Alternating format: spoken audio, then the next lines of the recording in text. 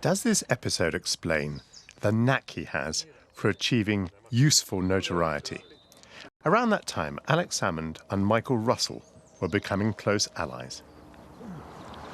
You go back with Alex Salmond to the mid-1980s. Did you approve of those sorts of tactics? I approved enormously of that tactic. I knew that he was thinking about it, and I remember I sent him a message immediately afterwards expressing my excitement that he'd done it. We needed to express the anger that was felt in Scotland, particularly about the poll tax. We needed to protest. We needed to be heard. And one of the great issues at that time was there were a large number of Labour MPs from Scotland, we used to call them the feeble 50, I think, at that stage, who never said anything, who never did anything, who were never heard protesting about anything. It was important that the Scottish voice was heard, and Alec was the person to articulate it.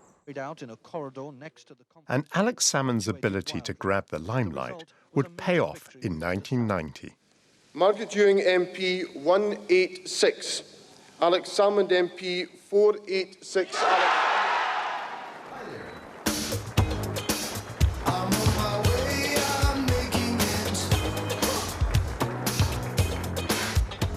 In the 1990s, Alex Salmond dominated his party.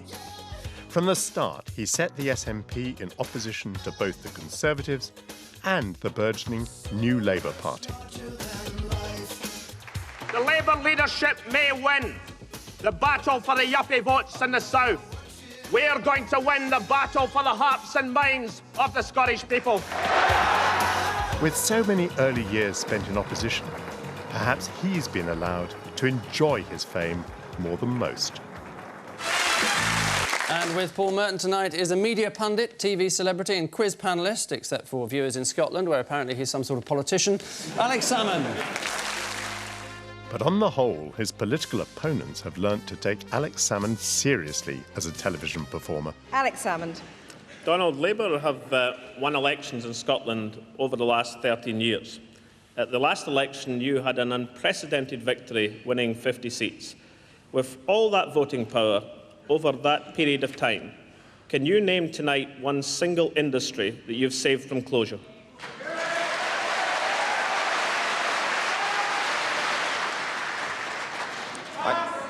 No, not pass at all. Donald, you asked. There was a debate at the Usher Hall in Edinburgh in 1992, at which he did very well, and then a head-to-head with George Robertson, who was then Shadow Scottish Secretary a few years later, at which he did very well again. Otherwise, Alex Salmond is not a good debater. He's a good shouter, and he's very sharp. That doesn't make him a talented debater. During this year's campaign, I snuck behind the scenes into the back of the television studio to watch his style. Let's do it, Charlie. OK, starting with camel left.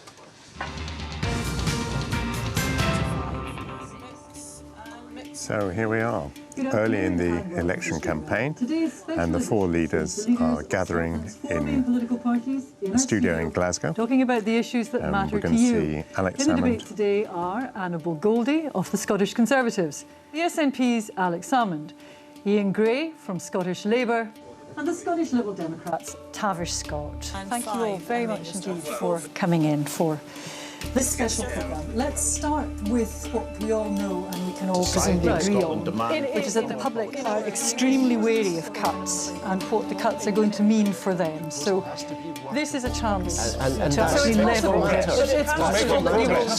This is progress. You have to be willing to talk as well as Parliament. Will you support us on that? If you undertake to talk to the government, which we will bring forward, and I'm glad we're operating on the assumption that we'll be the government here, then we'll talk to you as we talk to the other parties. Let's leave that on that positive if we could come to agreement with the Liberals on other issues, we can surely come to the agreement on this. Alex Salmond has a reputation for being very quick.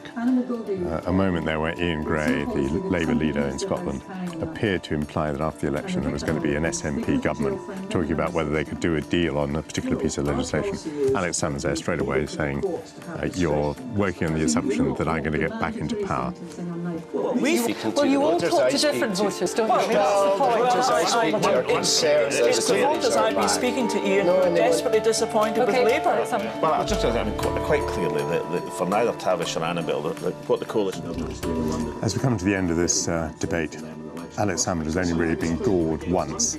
A little blood was drawn on the issue of his promise to replace the council tax with local income tax, and then the accusation that he went to court in order to stop the true cost of his proposals being revealed to the public. He looked a bit uncomfortable at that point. Otherwise, he's been landing blows with his usual gay abandon. Before she left the building, I sought my former party colleague's view of her opponent.